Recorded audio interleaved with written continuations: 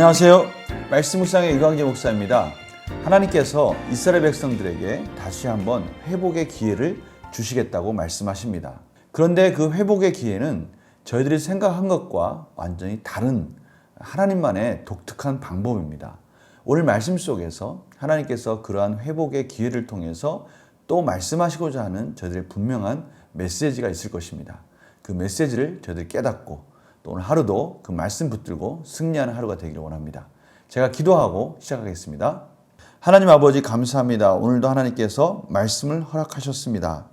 너무나 큰 은혜입니다. 하나님 말씀을 조명하여 주셔서 하나님의 깊은 마음을 알게 하여 주시고 그 메시지 붙들고 오늘 하루도 말씀 안에 승리하게 하여 주시옵소서. 감사드리며 예수님의 이름으로 기도드립니다. 아멘. 예레미야 24장 1절에서 10절 말씀을 봉독해 드리도록 하겠습니다.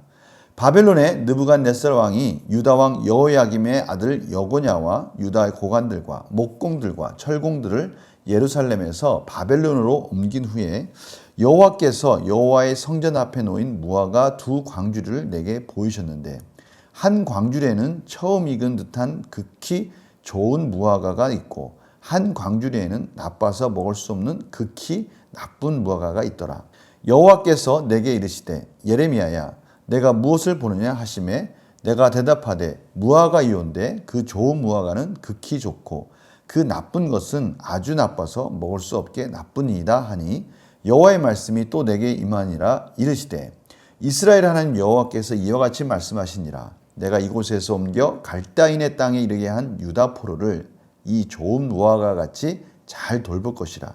내가 그들을 돌아보아 좋게 하여 다시 이 땅으로 인도하여 세우고 헐지 아니하며 심고 뽑지 아니하겠고 내가 여호와인 줄 아는 마음을 그들에게 주어서 그들이 전심으로 내게 돌아오게 하리니 그들은 내 백성이 되겠고 나는 그들의 하나님이 되리라. 여호와께서 이와 같이 말씀하시니라. 내가 유다의 왕 시드기야와 그 고관들과 예루살렘의 남은 자로서 이 땅에 남아있는 자와 애굽 땅에 사는 자들을 나빠서 먹을 수 없는 이 나쁜 무화과 같이 버리되 세상 모든 나라 가운데 흩어서 그들에게 환난을 당하게 할 것이며 또 그들에게 내가 쫓아보낼 모든 곳에서 부끄러움을 당하게 하며 말거리가 되게 하며 조롱과 저주를 받게 할 것이며 내가 칼과 기근과 전염병을 그들 가운데 보내 그들이 내가 그들과 그들의 조상들에게 준 땅에서 멸절하기까지 이르게 하리라 하시니라. 아멘. 오늘 본문에는 좋은 무화과와 나쁜 무화과의 비교가 나와 있습니다. 대조가 나와 있는 것이죠. 하나님께서는 좋은 무화과는 하나님의 뜻 가운데 순종하고 그 징계를 달게 받기로 결정하고 포로로 끌려간 그 이스라엘 백성들을 좋은 무화과라고 말씀하시고요. 그 심판의 때에 하나님 말씀과 순종하지 않고 용케 그 재난의 때를 재앙의 때를 피한 이스라엘 백성들을 나쁜 무화과라고 말하고 있습니다. 하나님께서 분명히 약속하십니다. 좋은 무화과, 포로로 끌려간 이스라엘 백성들을 하나님께서 잘 돌보시겠다고 말씀하셔요.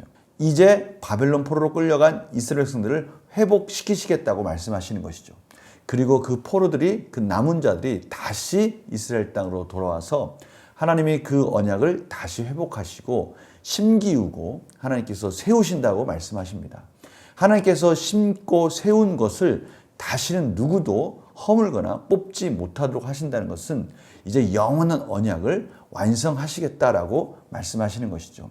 오늘 그러한 내용이 7절에서 이렇게 설명되어 있습니다. 내가 여호와인 줄 아는 마음을 그들에게 주어서.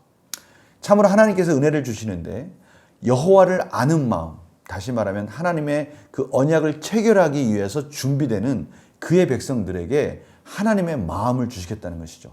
하나님의 은혜를 쏟아부어 주셔서 그들이 비로소 이제는 온전히 하나님과 언약을 맺을 수 있는 하나님의 백성으로 삼아 주시고 그것을 완성시켜 주시겠다고 말씀하시는 겁니다. 우리의 마음이요, 우리가 원한다고 무엇인가 생기는 게 아니지 않습니까? 그 모든 환경과 여러 가지 상태에 따라서 여러 가지 내용에 따라서 그 마음이 완성되는 것이죠. 그런데 오늘 보니까 하나님을 여호와인 줄 아는 마음, 여호와라는 것은 언약적인 하나님의 이름이지 않습니까? 다시 말하면 이제는 하나님께서 우리를 구원하여 주시고 우리와 언약을 맺으실 그 여호와 하나님, 그분을 깨닫게 된다는 것이죠. 하나님이 그런 마음을 허락해 주신다는 거예요. 그런 마음을 통해서 전심으로 내게 돌아오게 하리니 그들은 내 백성이 되겠고 나는 그들의 하나님이 되리라. 돌아오게 하겠다는 말씀 속에서 저희들은 놀라운 사실을 깨닫게 됩니다. 예레미야에서 하나님께서 끊임없이 돌아와라, 돌아와라, 돌아와라 라고 말씀하시죠. 슈브라는 동사가 많이 쓰인다고 제가 말씀드렸습니다. 그런데 오늘 말씀 가운데는 돌아오게 하시는 그 주어, 그 주체가 하나님이세요. 예전에는 이스라엘 백성들에게 돌아와라, 돌아오라고 그 주체가 회개해야 될 이스라엘 백성들이었다면 이제는 하나님께서 이스라엘 백성들을 돌아오도록 그 땅으로, 약속의 땅으로 돌아오게 하여 주셔서 그 마음을 돌이켜 주셔서 하나님과의 언약 백성으로 삼아 주시겠다라고 말씀해 주시는 것이죠. 놀라운 변화가 일어난 것입니다. 하나님께서 친히 이스라엘 백성들을 돌아오게 해 주시고 회복시켜 주시는 은혜를 하나님께서 이제 시작하실 것이다 라는 거예요. 그런데 참 놀랍지 않습니까? 저희들이 생각할 때는 전쟁이 났을 때 용케 잘 피해서 잘 도망간 그 사람들이 남은 자라고 생각할 수 있습니다. 그러나 그것이 아닙니다. 하나님 말씀 속에서는 하나님의 말씀 가운데 순종하고 포로로 끌려가서 하나님의 말씀에 온전히 이제는 달게 징계를 받으면서 하나님의 뜻 가운데 회개하며 회복되어지는 과정들 속에 하나님께 온전히 맡긴 자들, 하나님께 온전히 의지하는 자들, 그들이 바로 남은 자가 되는 것입니다. 자기의 뜻과 의지와 힘을 의지하고 도망가는 자들은 하나님께서 그들을 나쁜 무화과라고 말씀하시면서 그들에게 이제는 칼과 기근과 전염병으로 멸망시키겠다고 말씀하시는 것이죠. 참으로 하나님의 백성은 다시 한번 하나님의 은혜로 산다는 것을 말씀하고 계십니다. 문제를 풀어볼까요? 예레미야가 본 좋은 무화과와 나쁜 무화과는 누구를 가리킵니까? 좋은 무화과는 이스라엘 백성들이 포로로 끌려가서 바벨론 포로 생활을 하는 이스라엘 백성들을 말하는 것이죠. 나쁜 무화과는요, 용케 그 재앙과 전쟁을 피해서 살았다라고 스스로 생각하는 그들을 말하는 것입니다. 예레미야는 포로가 된 백성을 하나님께서 어떻게 다루실 것이라고 예언하십니까? 오늘 말씀 가운데 너무나 은혜가 되는 말씀이 있어요. 갈대아인의 땅에 이르게 한 유다 포로를 이 좋은 무화과 같이 잘 돌볼 것이며 하나님께서 잘 돌볼 것이라는 것이에요.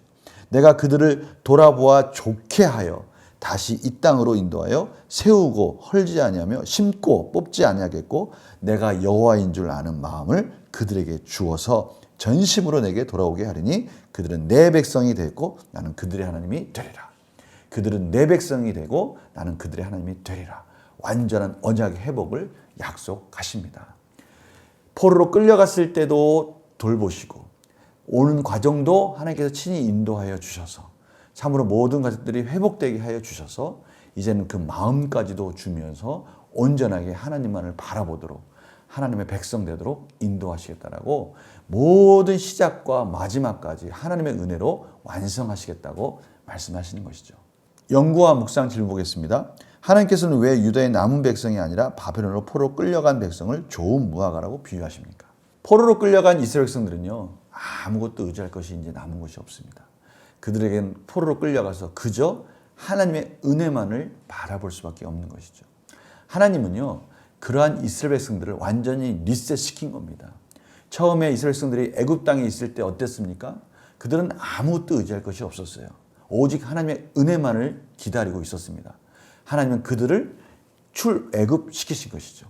동일한 겁니다. 하나님께서는 그들 스스로 무엇인가 할 수 있다라고 하는 교만한 자들을 하나님께서는 치시는 겁니다. 반면에요, 이제 포로로 끌려와서 아무것도 할 수 없는 낭만 가운데, 절망 가운데 있는 이스라엘 백성들에게 소망의 메시지를 주시는 거예요. 너희들이 남은 자들이다. 내가 너희들을 돌볼 것이다. 온전히 하나님만을 의지하는 그의 백성들을 내가 잘 돌보아서 하나님의 땅으로 다시 인도하여서 하나님을 섬기는 마음을 줌으로 다시 언약을 회복할 것이다 라고 말씀하시는 것이죠. 느낀 점 볼까요? 끌려간 백성을 통해 이스라엘 회복을 계획하신 하나님을 보며 무엇을 낍니까? 다시 한번 하나님의 언약은 온전히 하나님의 은혜로만 이루어진다는 것을 다시 깨닫게 해주십니다. 하나님은 저희들이 뭔가 큰일, 대단한 일, 이런 것들을 하기 전에 하나님께 온전히 의지하기를 원하고 계시는 것이죠. 하나님이 아닌 다른 우상들이 있다면 그것들을 깨끗하게 정리하고 온전히 하나님만을 섬기는 하나님의 백성이 되기 원한다는 것을 다시 한번 깨닫게 됩니다. 참 저희들은요 그렇게 사는 것이 마땅한데 이상하게 좀 살만하고 좀가 뭔가 의지할 것이 생기면 자꾸 우선순위가 바뀌는 것 같아요. 오늘 말씀을 통해서 하나님이 저희들에게 원하시는 뜻이 무엇인지를 다시 한번 깨닫게 해주시는 아주 소중한 메시지입니다. 결단과 적용 볼까요? 포로로 끌려간 것처럼 내 삶이 실패했다고 느껴진 시기가 있다면 언제입니까? 이 시기는 앞에서도 설명했듯이 정말 완전히 모든 것이 다 빼앗기고 절망 가운데 아무것도 내가 할 수 있는 것이 없다라고 말하는 바로 그 시기인 것이죠. 주위를 돌아보아도 아무런 의지할 것이 없는 그런 상황. 그럴지라도 하나님은 나를 붙들고 계시다라는 것을 다시 한번 깨닫게 되므로 다시 한번 나의 시선을 하나님께로 향하라는 중요한 메시지를 오늘 받게 됩니다. 하나님이 이러한 말씀들을 때마다 공급해 주시는 이유가 있는 것이죠. 성도님들이 지금 어떤 상황이 있는지 잘 알지 못합니다. 그러나 분명한 것은 그 절망적인 상황이 오히려 전화위복의 그런 좋은 기회가 계기가 될 수 있다고 오늘 말씀해 주시는 것이죠. 이 말씀 붙드시고요. 다시 한번 사람을 의지하거나 환경을 의지하는 것이 아니라 하나님을 의지함으로 여러 가지 힘든 상황 속에서 새 힘을 얻는 그런 놀라운 결단의 시간이 되기를 간절히 축원합니다. 제가 기도하고 마치겠습니다. 하나님 아버지, 오늘도 하나님께서 저희들이 힘들고 어려운 상황 속에 소망의 메시지를 주십니다. 오히려 절망의 상황이 소망의 시간, 하나님만을 의지하는 은혜의 시간이라는 것을 다시 한번 말씀해 주십니다. 저희들을 좋은 무화과로 인도하여 주셨습니다. 이제 그 은혜 가운데 결단하고 절망하지 않고 다시 새 힘을 얻어서 오늘 하루도 힘차게 말씀을 붙들고 하나님의 뜻을 이뤄가는 복된 삶을 살게 하여 주시옵소서. 감사드리며 예수님의 이름으로 기도드립니다. 아멘. 하나님께서 주시는 메시지는 분명한 뜻이 있습니다. 오늘 주변을 돌아보고요. 정말 힘들고 어려운 상황이 생각되시면 기도하십시오. 하나님께서 회복시켜 주시겠다고 말씀하십니다. 하나님의 은혜만을 바라보는 복된 하루가 되시기를 간절히 축원합니다. 내일 뵙겠습니다. 안녕히 계세요.